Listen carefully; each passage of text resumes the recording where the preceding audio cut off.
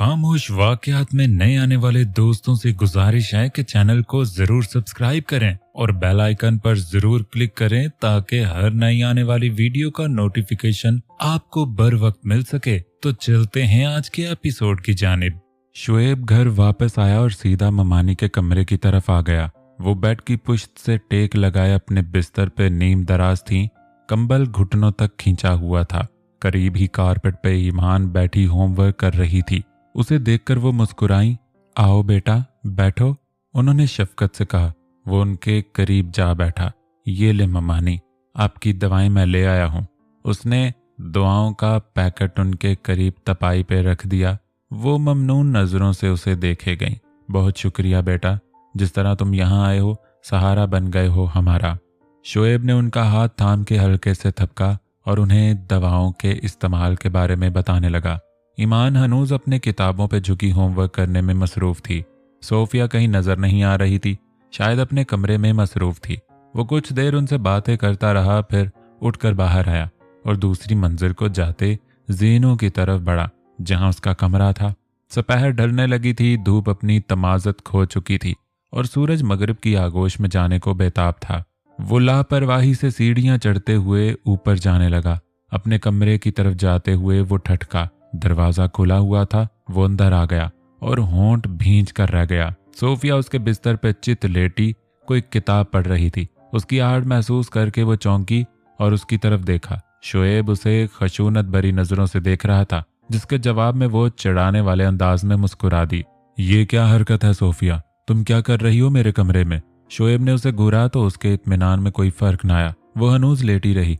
किताब उसने सीने पे औंधी रख दी थी, पाँव को दूसरे पाँव पे चढ़ा लिया था। नजर नहीं आ रहा क्या, नावल पढ़ रही हूँ, वो लापरवाही से बोली। शोएब उसे घूरता रहा। अब उठो, मेरा कमरा खाली करो, वो बोला तो सोफिया ने आहिस्ता से उसकी तरफ करवट ली और कोहनी टिकाकर हाथ चेहरे तले रख दिया।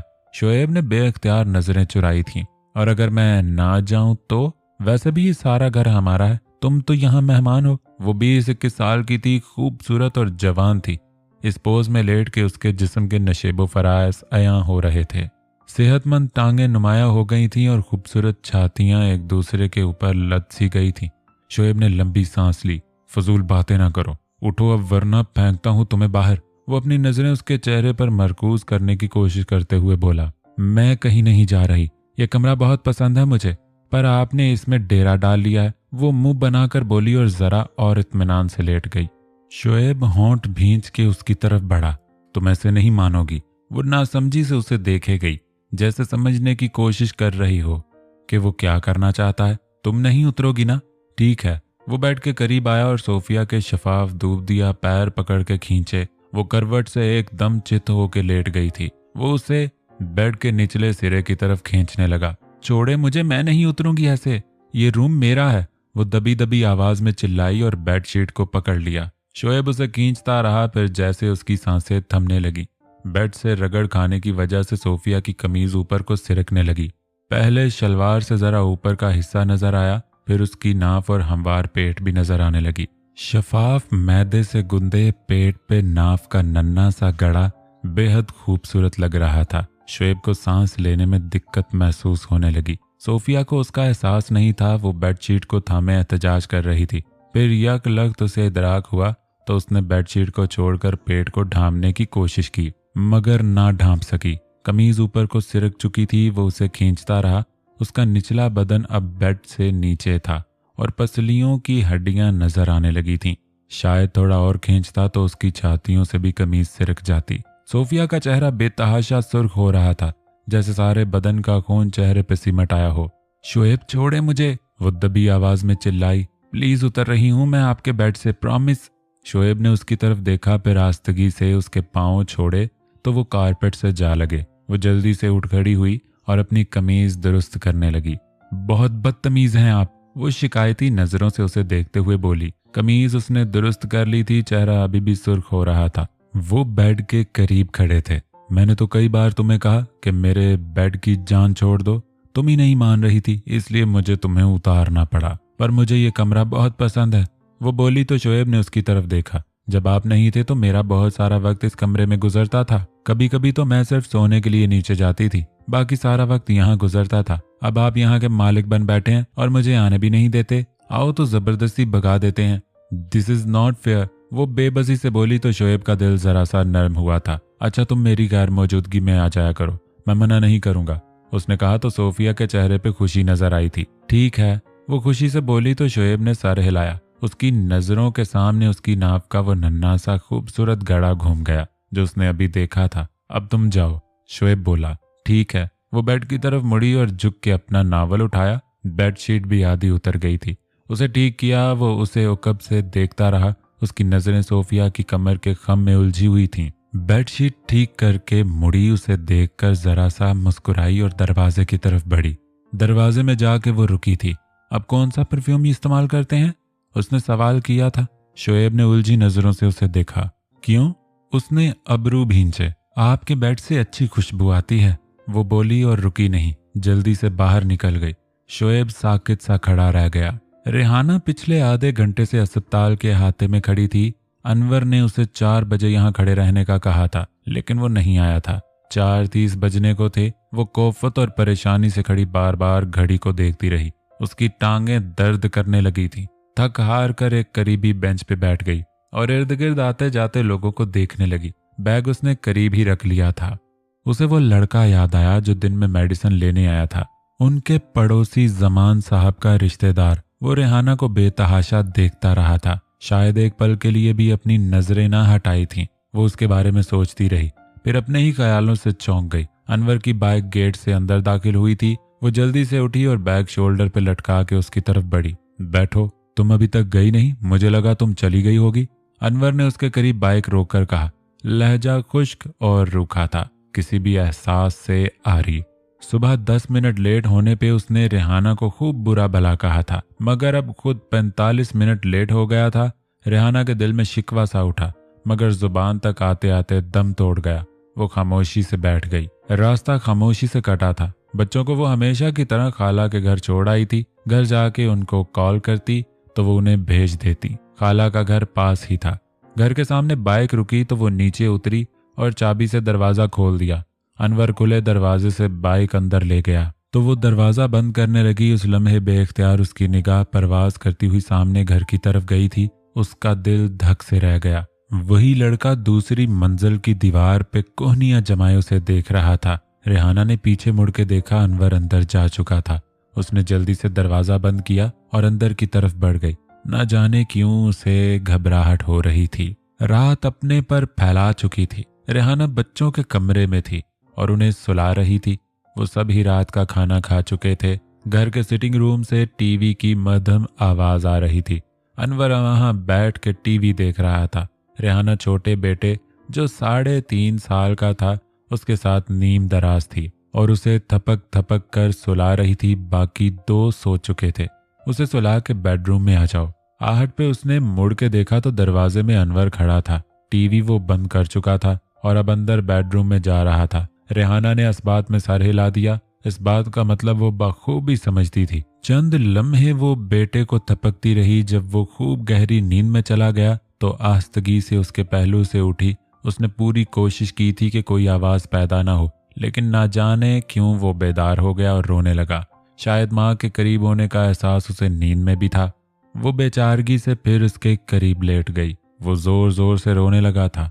सीने से लगा के उसे चुप कराने लगी। वो उसका दूध छुड़ा चुकी थी।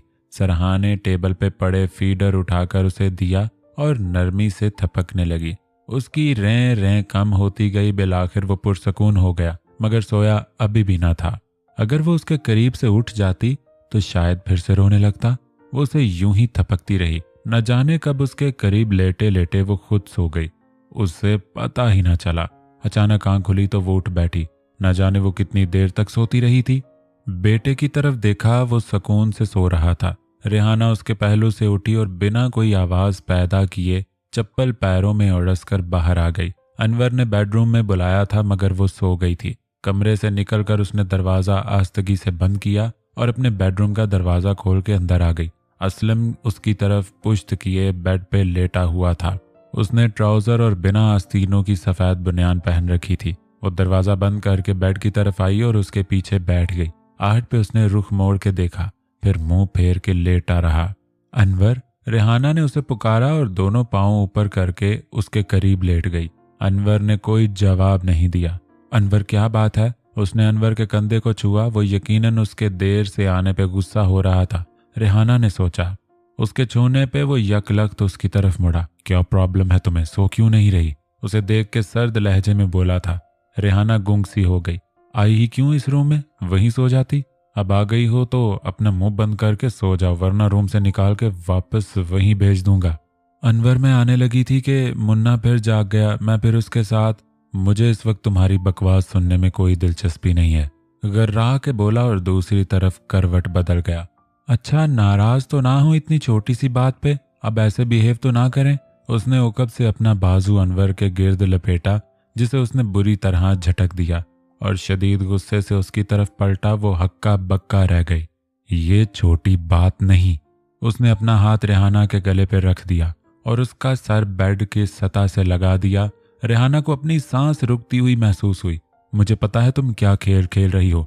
वो अपना चेहरा उसके चेहरे के बिल्कुल ऊपर ला के बोला था। रेहाना साकत लेटी उसे फटी फटी नजरों से देखे गई। तुम्हें लगता है मैं बेवकूफ हूं जो तुम्हारी चालें समझ नहीं सकता?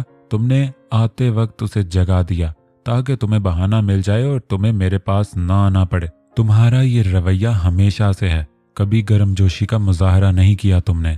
वो उसके कानों में जहर उंडेलता रहा। रेहाना की आंखों के कटोरे पानी से लबालब भर गए। वो खुद ही जाग गया था। अनवर, मैंने कोई बहाना नहीं किया, वो मुश्किल से बोली थी। उसका हाथ गले पे जमा हुआ था, सांस भी रुक रुक के आ रही थी। बकवास बंद करो तुम, उसने दांत पीसे। तुम पढ़ी लिखी लड़कियों के तेवर मैं अच्छे से समझता हूं। तुम किसी की नहीं होती। खन्नास समाया रहता है तुम्हारे सरों में, खुद को बहुत बेहतर और दूसरों को कमतर समझने का खन्नास। लेकिन मैं तुम्हें ठीक कर दूंगा। जब घी सीधी उंगली से ना निकले तो उंगली टेढ़ी करनी पड़ती है। उसके गले पे पड़े हाथ को दबा के उसने छोड़ दिया और शोला बार नजरों से उसे देखते हुए मुंह फेर कर लेट गया। वो चित लेटी रही। चंद आंसू गालों पे फिसले थे, बाकियों को उसने अपने अंदर उतार दिया। होंठों पे तल्ख सी मुस्कुराहट फैली। आज अनवर के अंदर का एहसास कमतरी का शिकार मर्द फिर से बेदार हो गया था और उसे अपने अल्फाज से कचोके लगाए थे। ये तो रोज का मामूल है, फिर मैं रो क्यों रही हूँ? उसने खुद से पूछा और छत को देखती रही। अनवर सो गया था और उसके नाखुशगवार खराटे कमरे में गूंज रहे थे। वो उसके पहलू से उठी, गला खुश्क हो रहा था। उसे प्यास लग रही थी। एक बेतासुर नजर अनवर पे डाल के दरवाजा खोलकर वो किचन में आ गई और रेफ्रिजरेटर खोल के पानी की एक बोतल निकाल कर ग्लास में उंडेली और एक स्टूल पे बैठ के पीने लगी। रात के 1 बजने लगे थे। हर तरफ खामोशी थी।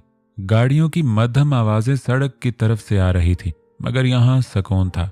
उसने बाहर की तरफ खुलने वाली खिड़की की तरफ देखा। सामने वाले घर का नीम तारीख ह्योला नजर आ रहा था, जहां उसने उस लड़के को देखा था। ऊपरी मंजिल पे बने कमरे की खिड़की से रोशनी की किरणें झांक रही थी। शायद वो जाग रहा था। रेहाना को ख्याल आया। फिर उसने सर झटककर पानी का आखिरी घूंट भरा, बोतल बंद करके वापस रखी और वापस कमरे की तरफ बढ़ी। अपने बेडरूम की तरफ जाने के बजाय वो बच्चों के कमरे की तरफ आई थी। वो वहीं आके लेट गई जहां से थोड़ी देर पहले उठ के बेइज्जती कराने गई थी। लेट के उसने आंखें मूंद ली। हतक का एहसास अब भी दिमाग पे हावी था।